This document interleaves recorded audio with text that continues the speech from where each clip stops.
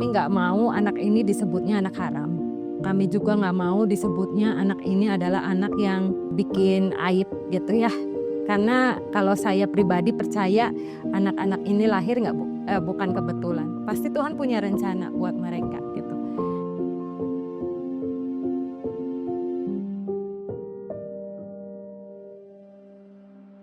Halo semua, nama saya Devi Sumarno. Saya adalah alumni dari Unpar, Universitas Katolik Parahyangan dengan jurusan Teknik Kimia. Tahun lulus di tahun 2002. Dan saya sekarang founder dari Yayasan Rumah Tumbuh Harapan. Kalau orang-orang biasanya nyebutnya dengan Rumah Ruth. Yayasan kami bergerak di bidang anti aborsi. Kami menampung sebagai rumah singgah, mendampingi pendampingan bagi orang-orang yang mengalami KTD atau kehamilan di luar pernikahan, kehamilan yang tidak diinginkan. Visi pertama kami adalah anti aborsi. Kami mencegah orang-orang melakukan tindakan aborsi karena angka aborsi di Indonesia itu udah cukup tinggi. Visi kedua kami melakukan pendampingan. Pendampingan yang kami lakukan itu ada beberapa pendampingan. Yang pertama yaitu pendampingan kesehatan. Yang kami lakukan adalah kami nemenin dia pas lagi cek USG, pas lagi cek kesehatan keseluruhan, itu yang kami lakukan. Kedua adalah pendampingan secara psikologis. Psikologis itu wanita dengan KTD kan ngalamin yang namanya depresi, ngalamin namanya stres, bahkan kadang-kadang berpikir mau bunuh diri. Atau mereka ngerasa harapannya hancur, gak ada masa depan. Jadi yang kami melakukan konseling, one-on-one konseling atau konseling kelompok. Karena kami bentuknya rumah singgah, maka wanita-wanita yang datang sama kami itu kadang jadinya ngerasa, aku tuh gak ngerasa punya masalah sendiri yang seperti ini. Tapi ada teman-teman yang lain yang bisa saling support, saling mendukung satu sama lain. Yang ketiga adalah pendampingan secara sosial. Karena ada terutama remaja gitu ya, mereka ngalamin yang namanya ditolak oleh komunitas atau bahkan dikeluarin dari sekolahan, seperti itu. Akhirnya stop pendidikannya. Yang kami lakukan, kami mencoba melakukan pendekatan kepada sekolah atau enggak kami mencoba cara lain seperti pendidikan non formal seperti itu untuk mereka bisa melanjutkan pendidikannya lagi. Paling kecil di yayasan kami itu usia 11 tahun.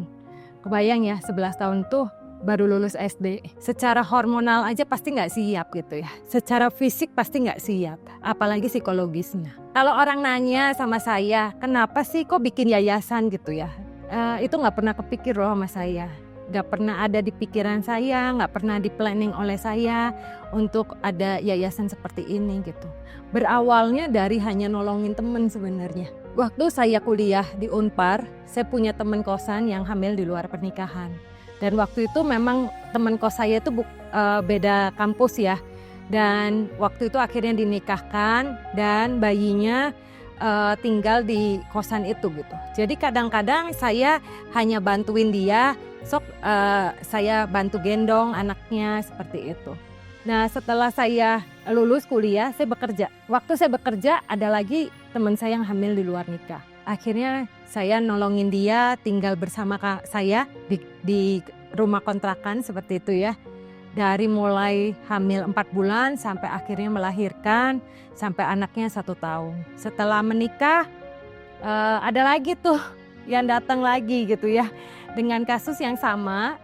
Sebenarnya waktu itu sempat kami mencoba cari yayasan-yayasan yang bisa menampung wanita dengan kehamilan yang tidak diinginkan ini. Tapi kondisinya itu nggak ada. Akhirnya saya dengan suami sepakat untuk buka rumah kami. Kami membuka rumah dan menampung mereka di rumah kami. Waktu itu teman-teman support kami, udah buat yayasan aja daripada dikira nanti suami kamu punya istri banyak gitu ya. Sebenarnya alasan buat yayasannya waktu itu gitu. Jadi akhirnya kami buat yayasan, itu di tahun 2011. Kami punya 2 rumah di Bandung, 1 rumah ibu hamil dengan 1 rumah bayi. kami punya 2 cabang, satu di Bandung dan satu lagi di Denpasar di Bali. Hari ini total kasus dari 2011 sampai hari ini lebih dari 600 bayi yang udah lahir di kami.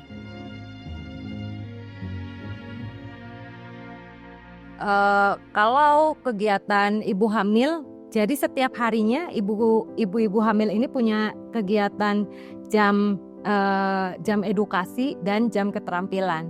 Biasanya di pagi hari dan di sore hari. Kami selalu menganggapnya dan bilang ke mereka ini rumah kedua buat mereka. Jadi bukan seperti kayak panti rehab gitu ya, tapi selayaknya seperti rumah gitu ya. Jadi sewaktu dia bersama-sama di dalam satu rumah atau di dalam satu kamar bisa saling ngobrol satu sama lain. Itu kalau kegiatannya ibu hamil, keterampilannya yang pertama kami punya beberapa kelas. Satu kelas edukasi. Kelas edukasi itu adalah kelas-kelas seperti 9 bulan janin di dalam kandungan apa aja sih yang terjadi. Penyakit menular seksual, HIV/AIDS itu apa, lalu jangan sampai mereka melakukan lagi gitu ya. Batasan-batasan apa sebagai perempuan yang harus dilakukan, itu edukasi yang kami lakukan. Yang kedua itu adalah kelas healing. Kelas healing itu adalah kelas penyembuhan hati. Biasanya dari psikolog yang datang atau enggak dari beberapa teman yang bisa datang ke sini, yang bisa sharing bagaimana mereka tahu secara kepribadian dia sebagai perempuan harusnya seperti apa gitu ya, biar nggak kejeblos di lubang yang sama gitu ya. Di kelas itu juga kita akan mengajari bagaimana mengampuni kepada orang-orang yang sudah melukai hatinya. Ketiga adalah kelas keterampilan. Kelas keterampilan di kita itu ada cooking, baking, menjahit, kerajinan tangan, seperti itu. Itu yang kami lakukan sehari-hari di rumah bayi. Pasti take care baby ya, kayak kalau dilihat di video kan pasti kita everyday-nya take care baby. Lalu ada stimulasi, karena stimulasi sedini mungkin itu sangat mempengaruhi anak. Ada anak-anak yang lahir kadang-kadang harus pengobatan tertentu gitu, jadi tetap ada satu staf yang bolak-balik dokter, bolak-balik rumah sakit gitu ya. Ada juga anak-anak yang lahir dengan berkebutuhan khusus atau cacat lahir seperti itu yang harus ada seperti fisioterapi gitu atau TW itu terapi bicara gitu, ada terapi-terapi yang dilakukan. Selain rumah bayi dan ibu hamil, Yayasan Ruth juga memiliki rumah anak yang berada di Jalan Dangder, Kota Bandung. Berbeda dengan rumah Ruth yang berada di Jalan Cihanjuang, rumah Ruth Dangder ditujukan untuk menampung anak-anak yang sudah memasuki masa sekolah. Kalau rumah anak ini adalah anak-anak yang udah usia sekolah. Jadi kegiatan pun lebih beragam karena anak-anak ini adalah anak-anak yang lahir dengan kondisi yang tidak diinginkan dan tidak bisa diproses untuk adopsi. Dan akhirnya sudah keburu besar gitulah. Akhirnya kami membuat yang namanya rumah anak. Kita pengennya semua anak bisa teradopsi. Tapi kan proses adopsi di Indonesia itu nggak mudah juga gitu kan. Dan untuk mencari orang tua adopsi kan juga nggak mudah juga. Waktu itu Indonesia close adoption pas COVID 3 tahun. Nah itulah yang membuat anak-anak akhirnya punya rumah anak itu gara-gara close adoption 3 tahun itu. Orang tua adopsi kan sebagian besar maunya bayi ya. Jarang mau yang namanya anak yang udah gede gitu kan. Nah itulah yang membuat akhirnya kami memutuskan untuk membesarkan anak-anak ini. Kalau bicara adopsi, wah pasti punya banyak cerita gitu ya. Salah satunya adalah waktu itu kami ada satu anak yang lahir dengan kondisi nggak sempet dibawa ke rumah sakit, brojol di jalan gitu ya, keburu ngelahirin di jalan gitu. Dan waktu itu kondisinya adalah ibu ini kasusnya pemerkosaan gitu. Jadi dia kalau tetap handle anak ini kebayangnya si cowok itu. Akhirnya keluarganya memutuskan anak ini untuk diadopsikan gitu. Sewaktu dia menyerahkan pada kami untuk adopsi. Terus terang waktu itu ya kami bergumul gitu ya. Ini kan awal-awalnya yayasan gitu.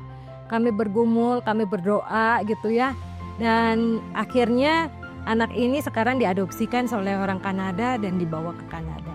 Anak-anak kita sebenarnya banyak yang dari luar, udah diadopsi oleh luar itu banyak. Amerika kami udah 2, Pakistan 1, Kanada 1, Inggris, Belanda, Switzerland. Yang kita sekarang lagi proses adalah Jepang dan Jerman. Australia pernah juga. Jadi anak-anak kita nyebar sebenarnya. Buat saya juga nggak sanggup membesarkan semua anak ini. Pasti kan ada keterbatasan ya. Pasti ada kasih yang terbagi. Itu pastilah, nggak mungkin enggak gitu. Tapi ya pengennya kalau misalnya ada yang adopsi kan, ada orang yang ngasih, orang tua yang ngasih kasih yang full sama anak. Kami itu sebenarnya udah ngelakuin proses adopsi lebih dari 70 bayi. Memang sebagian besar banyak yang kembali ke keluarga dari kasus lebih dari 500-an kasus. Itu ya sebagian besar kembali ke keluarga. Nitipin gitu ya nggak boleh. Jadi ya istilahnya waktu dia sebelum melahirkan mereka harus memutuskan apakah mau ngasuh sendiri anaknya atau mau diadopsikan, atau keluarga besarnya membantu mengasuh anak ini. Dan kalau seandainya orang tua itu mau menerima, keluarga harus support, harus mendukung. Karena kalau enggak kan kasihan, hidup sendiri dengan mamahnya berdua kan kasihan hidupnya. Membangun yayasan bukanlah hal yang mudah untuk dilakukan. Banyak tantangan yang dihadapi oleh Ibu Devi. Lalu, apa saja tantangan yang dihadapi?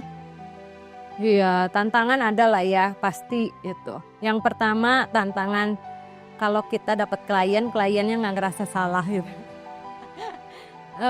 Ngerasanya bener, kalau nggak nyalahin orang lain atau nyalahin cowoknya lah, nyalahin orang tuanya lah gitu.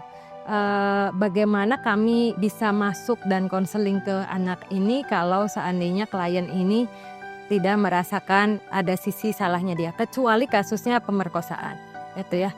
Tapi kalau kasusnya free sex, pacaran gitu ya, agak sulit kalau kita mendapatkan klien tapi ngerasa kekeh dianya nggak salah gitu ya. Itu yang kedua adalah tantangan mengerjakan sosial gitu. Omongan orang pasti ada aja gitu. Dulu bahkan orang tua saya selalu ngomong, ngapain sih lu ngurusin masalah orang, kayak lu gak ada masalah aja gitu loh. Itu juga beban sih, memang di satu sisi saya punya masalah sendiri, harus bekerja, harus punya keluarga sendiri gitu. Tapi di satu sisi kami harus membagi waktu kami gitu. Itu tantangan tersendiri gitu. Satu lagi pasti tantangan keuangan gitu ya, karena kayak klien-klien ini datang ke kami nggak bayar. Kalau keluarganya mampu, keluarganya boleh ngasih sukarela ke kami gitu, asal BPJS-nya dalam kondisi aktif gitu. Jadi tanggung jawabnya keluarga adalah tanggung jawab BPJS, tapi makan minum itu kita nggak pungut bayaran gitu. Dan kebayang ya ngasih makan ya dengan staff, dengan bayi semua mungkin 60-70 orang every day. Seminggu 7 kali, 3 kali makan. Kebutuhan berasnya berapa gitu ya. Satu karung itu kami hanya 3 hari, 4 hari habis gitu ya. Kebayang gak? 25. Tapi amazingnya adalah kami selalu ngelihat mujizat itu terjadi. Kadang-kadang mujizat beras aja gitu. Mujizat beras itu kami nggak pernah beli beras sampai hari ini. Selama 14 tahun. Bukan disuplai. Itu bisa ya disuplai dari donatur, tapi donaturnya itu bukan donatur tetap yang ngasih itu terus itu. Tapi iya ada aja tiba-tiba ngasih. Udah tinggal dikit ada aja orang lain ngasih gitu. Sama dengan susu dan diapers. Kebutuhan susu kita itu 70 kilo. Hampir sekintal. Ini Bandung aja ya, belum ngomong Bali. Belum gaji staf, gaji pengasuh gitu ya. Tapi ya justru sewaktu kita peduli sama orang lain, ya Tuhan peduli juga sama kita. Waktu pas dulu awal-awal ada satu kan pakai uang pribadi ya pasti ya, belum punya donatur gitu kan. Paling teman-teman kuliah saya gitu, teman-teman kuliah suami yang kadang-kadang ngasih gitu. Nah sampai satu hari tabungan kita habis. Terus saya udah ngomong kalau suami saya udah ngomong bakal hanya bertahan hanya untuk 2 minggu ke depan gitu. Dan waktu itu tiba-tiba saya dapat telepon kalau ada orang mau ngasih barang. Nah waktu dibuka barangnya datang, dibuka isinya susu dan diapers. Hari itu saya pagi-pagi dapetin satu ayat di firman Tuhan. Aku Bapa buat anak yatim dan pelindung para janda. Namanya Bapa artinya mencukupi, memenuhi kebutuhan, dan itu memang terjadi sampai hari ini. Saya waktu itu berdoa sama Tuhan. Mungkin waktu itu kan di dapur kan masakannya ya kepin capcay, buat anak-anak teh ada sosis, ada bakso gitu, ada nugget. Terus 2 hari yang akan datang teh Tuhan teh ngirimkan gitu ya. Saya seneng banget gitu, ada donatur bawa sosis sama bakso sama nugget. Saya dari sini udah teriak, ya ampun Tuhan Yesus, terima kasih, doaku udah dijawab. Saya bilang gitu. Si bapaknya di mobil mulai ngeluarin, saya ikut nadahin pakai kekresek. Ya ampun Tuhan Yesus, terima kasih. Ini saya bergumul sama Tuhan minta bakso sama sushi. Hal simple kan? Sepertinya simple sosis dan bakso aja gitu. Tapi itu Tuhan juga dengar gitu. Dan diberikan yang doa bukan saya yang doa dia. Yang doa sosis dan bakso dia gitu. Bebas berbuat, gak bebas pilih akibat. Bebas lakuin apa aja, tapi ingat selalu ada akibat di dalamnya. Kadang-kadang kita pikirannya itu adalah ngelakuin sekali gak akan hamil gitu. Tapi ternyata banyak kok kasus yang hanya 1 kali ngelakuin itu terjadi kehamilan. Dan bebas lakuin apapun, tapi sewaktu ada akibat di dalamnya, apakah mau bertanggung jawab gitu. Yang kedua, pikirkan dari sekarang apa yang kamu putuskan hari ini menentukan masa depan kamu loh. Jangan sampai melakukan tindakan yang di luar moral akhirnya berdampak kepada masa depan kamu. Untuk anak-anak yang ada di yayasan, kamu berharga, kamu lahir bukan kebetulan. Tuhan punya rencana buat hidup kalian. Dan saya percaya banget masa depan ada di tangan Tuhan buat kalian semua.